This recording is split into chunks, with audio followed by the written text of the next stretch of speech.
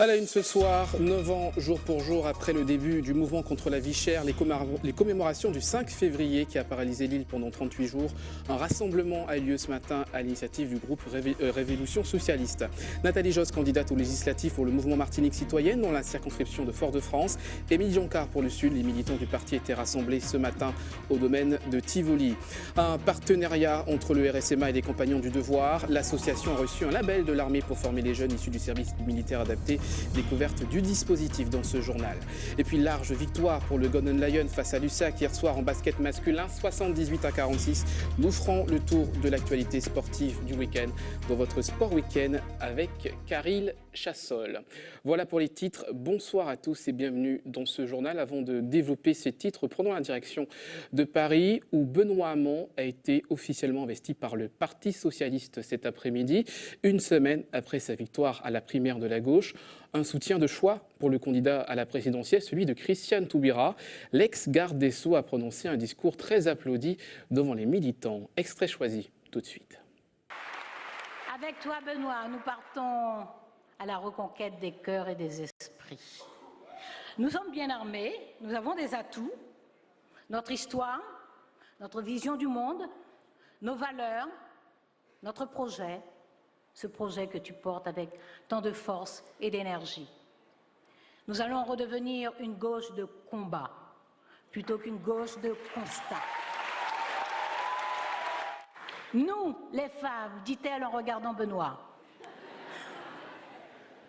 nous, les femmes, nous sommes la moitié du ciel, et même un peu plus. Nous entendons être la moitié de tout. Pas vos moitiés, la moitié de tout.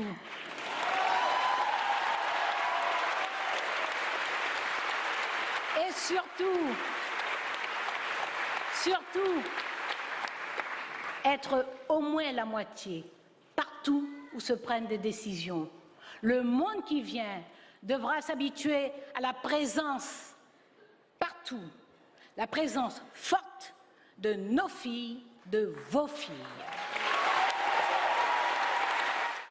Nous sommes corps à corps, nous sommes terre à terre, nous naissons de partout, nous sommes sans limite.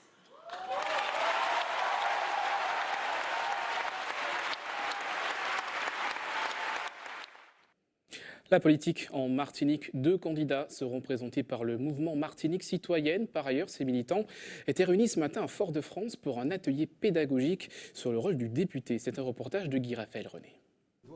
Un professeur de droit public, un ancien député et 2 prétendantes à la députation.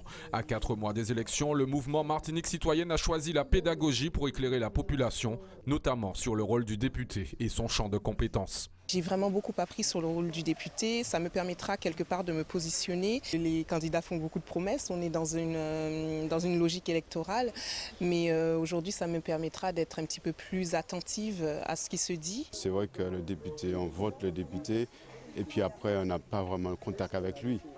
Il y a cette confusion dans l'esprit de l'électeur entre le mandat du parlementaire qui est quelqu'un qui parle, qui propose, mais qui n'a aucun moyen de mettre à exécution les projets qu'il développe et qui peuvent être acceptés. Guy Lordino, ancien député de gauche de 1988 à 1993, a pu faire part de son expérience de parlementaire. Le rôle du député, c'est en fait d'essayer de traduire dans la loi qui est en cours de discussion les préoccupations de la population.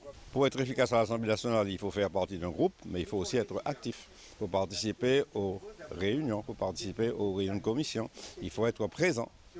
On peut difficilement évaluer son travail si lui ne le veut pas. Donc le député, il fait ce qu'il veut. S'il veut rendre compte, il rend compte. S'il n'en veut pas, s'il ne le veut pas, il ne le fait pas.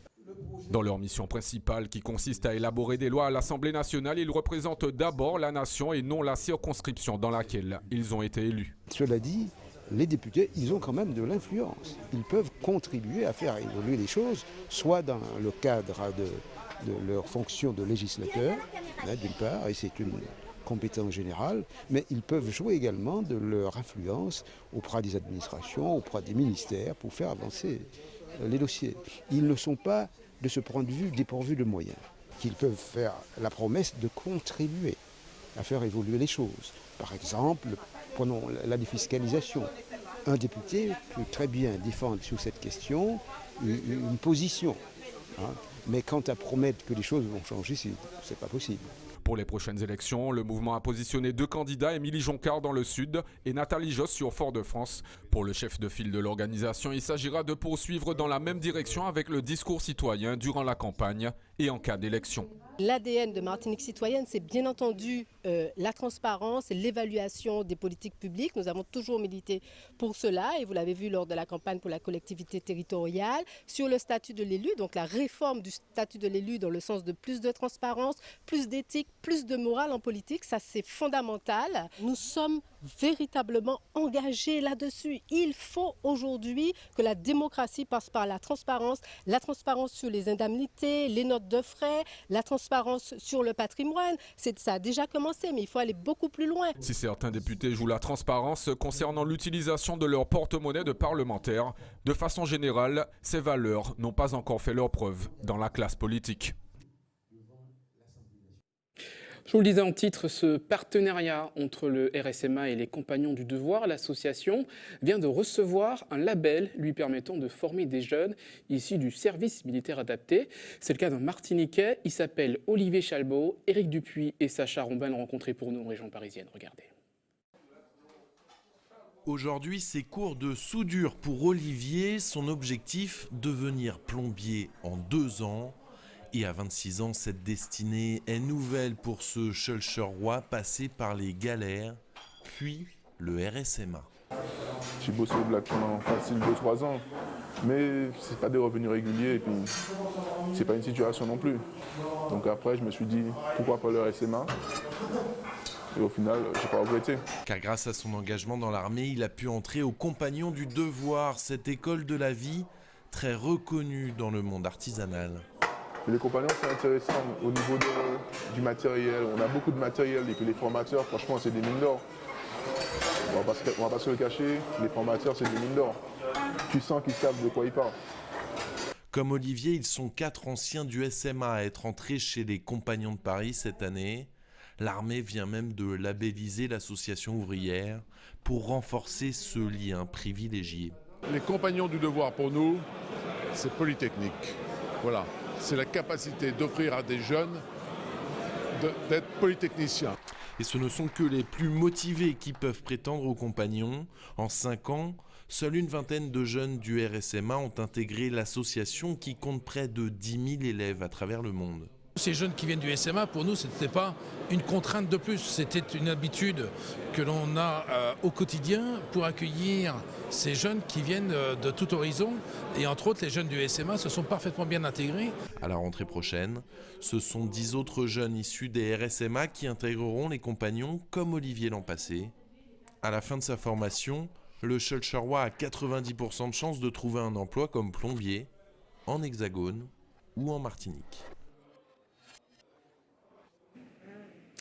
Je vous emmène en Guadeloupe maintenant pour un voyage culinaire à Pointe-Noire, baigné de carnaval à Cras-de-Morue ce vendredi. La commune avait mis les petits plats dans les grands pour séduire les touristes. C'est un reportage de Linda Kayarsi et de Karine Diama. C'est la pâte à choux de chez vous, mais simplement, j'ajoute les ingrédients Guadeloupe pour y mettre un peu. Et tandis que vous, la pâte à choux, c'est toujours au four. Et moi, ma pâte à choux. Quand on fait des pommes dauphines, on prépare la pâte à choux, mais on fait comme ça. On met des pommes de terre. Oui. Beignet aux pommes, beignet nature, à chacune sa recette. Pourtant aujourd'hui, c'est le beignet créole qui a la part belle. Une toute petite recette, vous avez 150 g de farine, 100 g de beurre, un quart de litre d'eau, une prise de sel, une prise de sucre roux, et vous mettez l'eau à bouillir. Et quand ça bout, de seul coup, vous versez la farine et vous touillez jusqu'à ce que la pâte se décolle de la cuillère et du faitout. Et sans oublier les œufs, 4, et l'huile pour la friture très chaude pour une bonne cuisson. Au final, le verdict est sans appel. C'est très bon. Des beignets aux acras de morue, il n'y a qu'un faitout. Là aussi, on échange les recettes un savoir-faire. Je ne mets pas de lait dedans pour pouvoir faire la pâte. Et là, et après, vous remuez bien votre pâte. Et quand ça devient, vous voyez comme ça, parce qu'il ne faut pas que ça soit trop mou. Pour des acras pleins de saveurs, toute une préparation. Il faut la morue, les épices, du cidre, du persil, du thym, tout ce qu'il faut, de l'ail. Après avoir mietté la morue, vous mettez dans un bol et vous ajoutez la farine et toutes les épices et de l'eau. Le reste est très bon. C'est vrai que c'est les épices qui changent, hein, parce que c'est quand même un peu plus fort que ce qu'on a l'habitude de faire. Mais c'est super bon. Au final, des recettes créoles qui ont ravi les papilles. On va parler maintenant du football, un rendez-vous que les amoureux du football africain n'ont certainement pas raté. La finale de la Coupe d'Afrique des Nations cet après-midi. Et c'est le Cameroun qui remporte le trophée face à l'Égypte avec un score de 2-1. Une victoire suivie en Martinique par la diaspora africaine dans un restaurant de Fort-de-France. Kathleen Bilascopette, oui, et Guy-Raphaël René.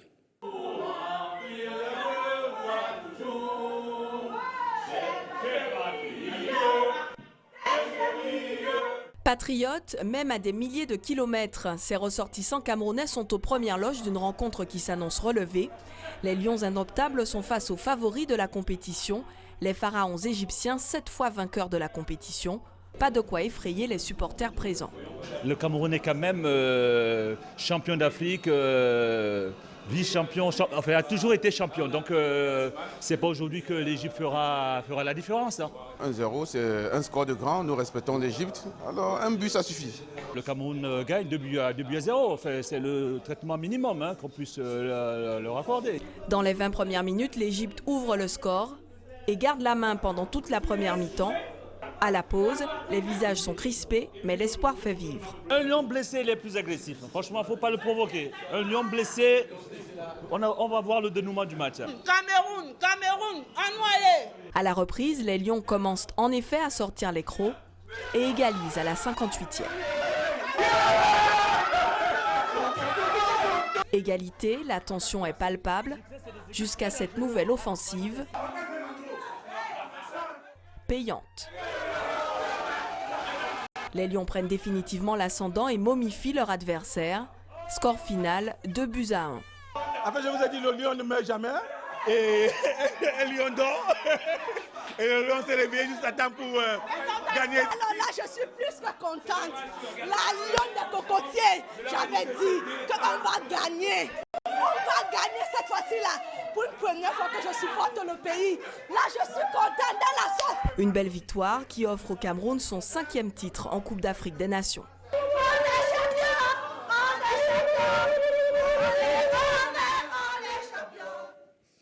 On revient maintenant sur l'information principale de ce journal, les commémorations du 5 février. Que reste-t-il de l'esprit du 5 février, 8 ans, jour pour jour après le début du mouvement contre la vie chère qui a secoué la Martinique?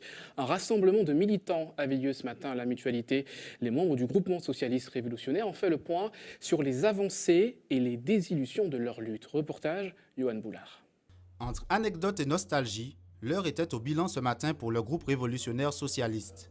Les militants se remémorent l'ampleur du mouvement du 5 février 2009, l'occasion d'un inventaire des victoires du collectif contre la vie chère. Il a obtenu par exemple une baisse des loyers, il a obtenu la priorité des postes, il a obtenu une augmentation des salaires jusqu'à 1,4. Il a obtenu aussi des révisions sur la question de l'allocation jeune et puis la question aussi de l'aide pour le loyer. Des acquis sociaux obtenus après une lutte de 38 jours, pour Jacqueline, voir tant de gens mobilisés autour d'une même cause, reste un souvenir exceptionnel. Ce qui était très émouvant, c'est les manifestations des derniers jours où les gens se sont sentis en danger en face des forces de l'ordre et où spontanément tout le monde a mis les mains en l'air et a avancé en disant « Yo, armez-nous pas armés, yo, armez-nous pas armés ». Et ça, c'est quelque chose de très marquant et qui s'est fait avec une spontanéité vraiment très intéressante. Pour cette militante, même en coulisses, la lutte continue. Il s'est même monté un petit mouvement bien sûr, de travailleurs sociaux qui s'est appelé Veille au grain et qui continue à fonctionner, même si ça ne se voit pas, ça ne s'entend pas, mais on continue à fonctionner parce qu'il faut qu'on veille au grain. Comme Jacqueline, certains Martiniquais voient dans le 5 février l'épreuve fédératrice de tout un peuple. 2009, on mangeait bon tiner. Ah ouais, bon tiner, mon gars de mon qui passé pour moi, c'est pour gagner, mais faut ou pas tiner pour caillou, ou pas ni yam, ou pas ni bail comme ça, tout le monde a c'est yam à la deux et camage. Pour moi, un bon moment de partage où on pouvait se retrouver en famille, amis, tout le monde, sans pour cela faire de distinction.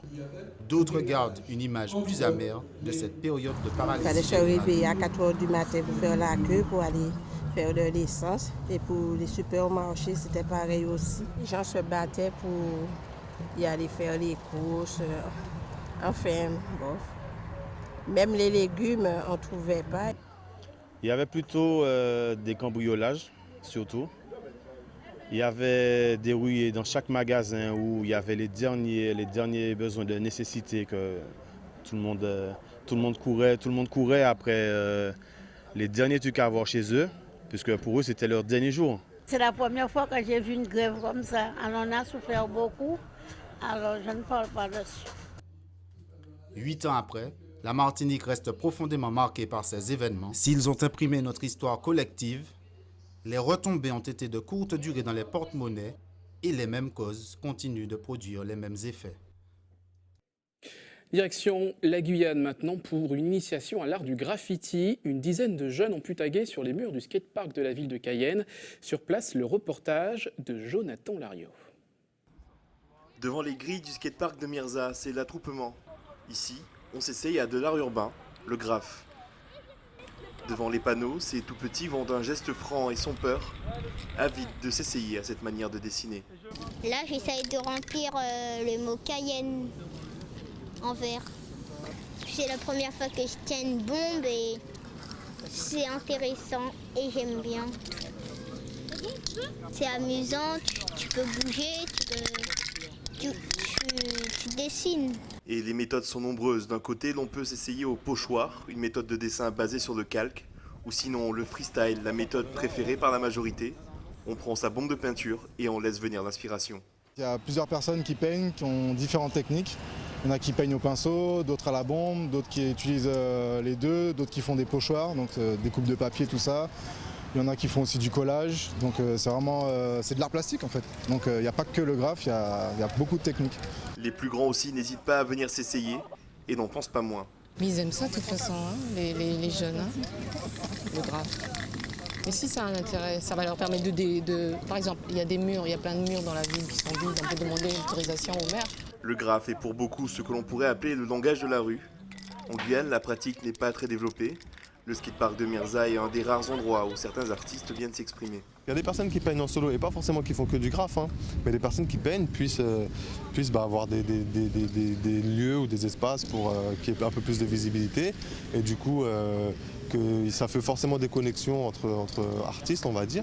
Et puis voilà, après ça crée une dynamique et puis après il y a des mouvements qui se créent, des fois il y a des collectifs qui se créent ou deux artistes qui vont bien s'entendre, qui vont faire quelque chose ensemble, qui vont monter un projet ensemble. C'est cette dynamique-là qu'on voudrait impulser. Si le projet vise à long terme les murs de la ville de Cayenne, pour l'instant c'est ici que viennent s'exercer ces graines de graffeurs. Le skatepark de Mirza devient petit à petit une place centrale du monde de la rue guyanais. Restez avec nous à suivre de votre journal nos invités. Ce soir, nous recevons l'actrice principale de la fine équipe, Annabelle Langron, accompagnée de la réalisatrice Magali Richard-Serrano. Et puis, nous prendrons la direction de Ducos pour le village carnaval. C'était ce dimanche de 8h à 18h. C'est l'heure de retrouver nos invités ce soir. Invité cinéma, Magali Richard-Serrano, réalisatrice, et Annabelle Langron, actrice. Bonsoir à toutes les deux. Et merci d'être avec nous. Vous êtes en Martinique pour la promotion du film La fine équipe, qui est sorti fin 2016 dans l'Hexagone. Avant d'en parler, tout de suite, on regarde un extrait de la bande-annonce. Moi, je suis prête à monter jusqu'à 500 pour un régisseur, chauffeur, backliner. Moi, pour 400, je le fais. Non. 300. Non. Gratos. Je fais gratos, mais c'est mon dernier mot. On part en tournée, les gars! C'est qui les jambons de pays, là? Voici notre backliner, chauffeur, régisseur. Un blanc dans un camion, ça porte malheur. Je l'ai pris blanc pour qu'on le repère la nuit. Sérieux? Ouais. Elle est la scarpe de Montivilliers, vous êtes mort ou quoi? Vous êtes à peine à 1000 vues avec votre dernier clip. En même temps, faut pas mépriser les personnes âgées. Hein. Même mon chat qui se gratte le cul sur son canapé, t'as 100 000 vues. Et voilà, là on va fumer 40 boules d'essence pour rien. Ça sera retenu sur tes cachets. Hein. Je suis pas payé. Hein. Tu me vénères. Tes câbles là, je te les branche dans la trachée artère. C'est chelou, même quand tu te mets en colère, ça rime. Mec, t'es un tueur à gages, sérieux hein? Mademoiselle? Monsieur Tavares. Vous me devez 600 €. Ouais. Allez, on y va, je paye mon resto. C'est quoi pour toi la notion exacte Bon appétit. de restaurant? J'en ai marre de tes plans foireux, Stan. Quand je pense que t'es un capes de français. Tu vois ce que c'est un salaire, Stan? Je sais pas où on va. Je sais que quand on est sur scène, on est ensemble. C'est les seuls moments dans ma vie où je me sens vivante.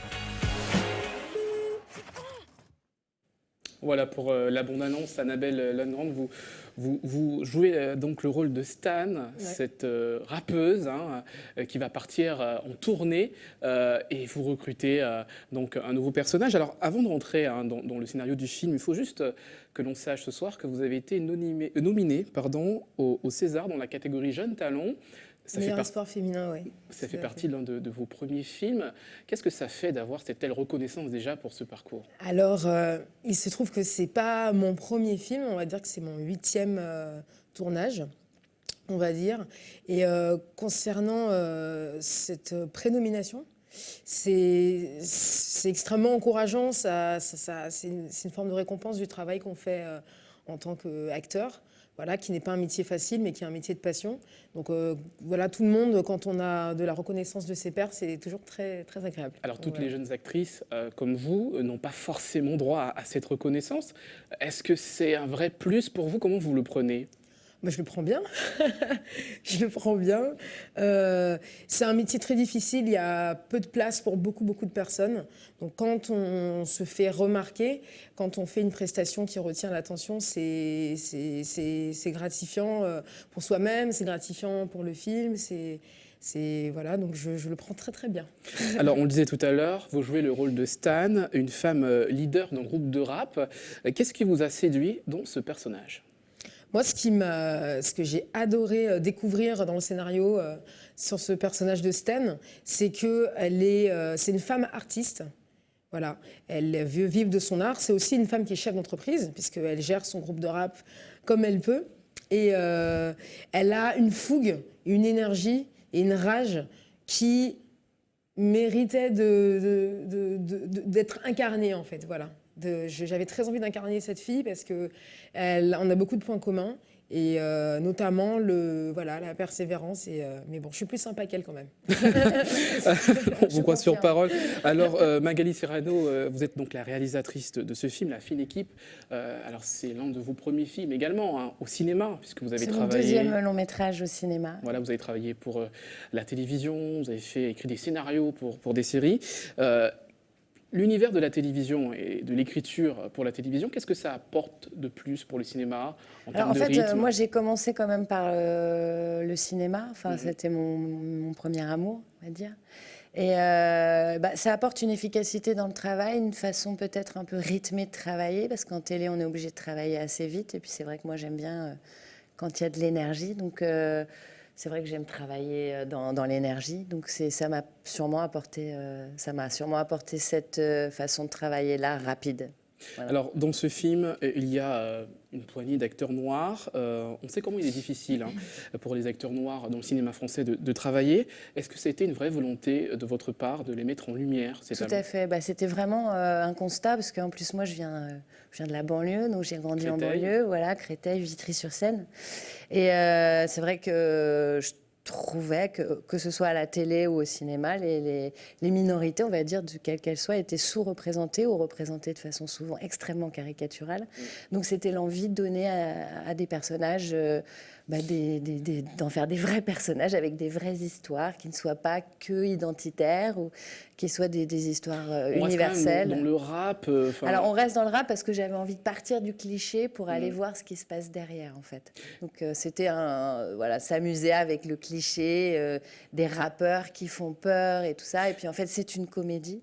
Donc en fait, on va découvrir des personnages beaucoup plus complexes, drôles, tendres, cultivés.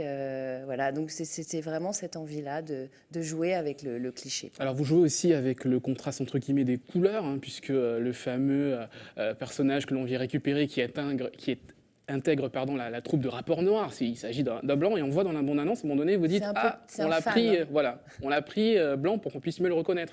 Est-ce que c'était ça aussi, ça Pareil, c'était parce que c'est vrai que souvent, il se trouve que là, c'est le petit fan, quoi, et c'est le naïf, et c'est aussi, il va révéler aussi la féminité du personnage. C'était l'envie de quelque chose de cosmopolite aussi, de drôle, à l'image de la société française que moi j'aime et que je connais.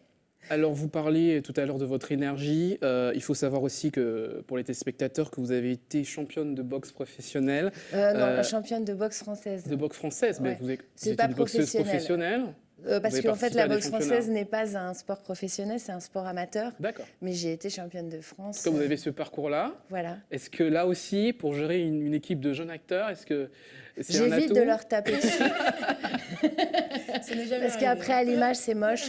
Mais sûrement que ça apporte peut-être ce dont parlait Annabelle, c'est-à-dire une forme de détermination, l'habitude aussi d'être une femme dans un milieu de boxe et donc être aussi une minorité quelque part. Je pense que oui, ça m'a sûrement apporté cette volonté-là, quoi, de aussi travailler. Pour arriver à faire quelque chose. Alors Annabelle, on revient sur votre parcours et juste une histoire. Vous êtes quasiment martiniqueuse, vous avez grandi ici, vous étiez au lycée Schellcher avec l'option théâtre. Cette venue-là sur votre île, est-ce que c'est important l'accueil du public par rapport au film ?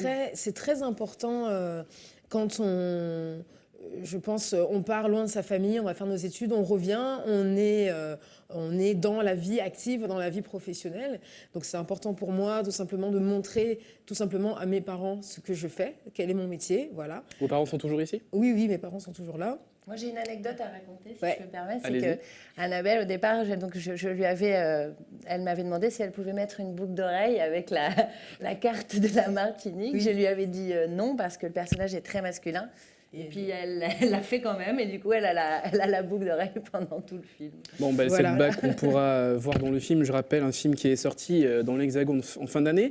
La première, donc en avant-première, c'est le 7 février au cinéma Mandiana. Merci à toutes les deux d'avoir accepté notre invitation ce soir. Je vous attends très nombreux. Oui. C'est une comédie et normalement vous devriez rire. Bon. En tout cas, le message est passé.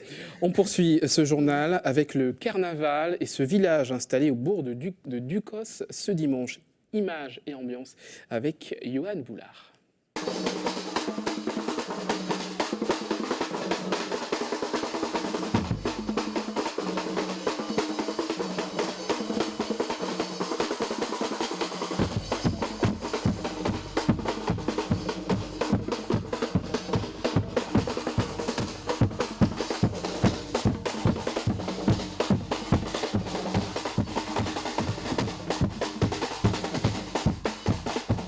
Ça s'est très bien passé, par contre il faisait très chaud, mais ça va, tout le monde était content, on s'est bien amusé. Les couleurs, le rythme de la musique, cette motivation des jeunes, là on voit, très très bien, on reste tout l'après-midi.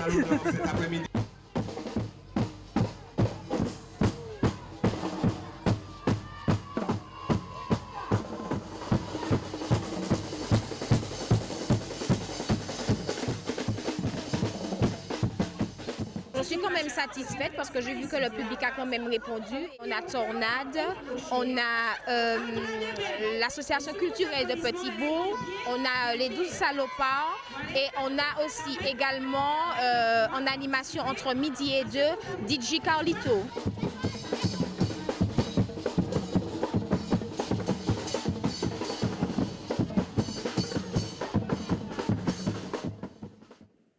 Et on reste dans l'esprit du carnaval avec l'élection des reines du carnaval à la Trinité. C'était hier après-midi. Yvonne Ponceau, Lauriane Bergoz et Aurélie Ventadour ont été élues reines-mères, reines et mini-reines. Elles représenteront leur commune lors de l'élection régionale. Retour en images sur l'élection avec Yohan Boulard.